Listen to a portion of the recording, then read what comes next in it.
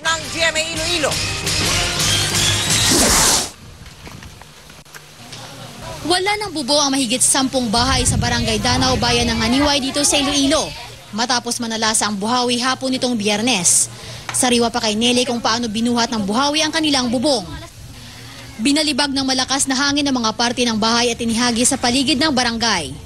Ang bahay ng mag-asawang Janet Maribeth Mambusada halos tumagilid na. Nakita ako ng ga alimpuros gawuyeng bla gan pinapit nagikaw magritso man sa balay ni kuan nga Jani nga. Tapos ang ibagor nagraptaman may balay makang bata ako. Pinakamalala ang nangyari kina Heidi Adorno. Sinira ng buhawi pati ang mga gamit nila sa loob ng bahay.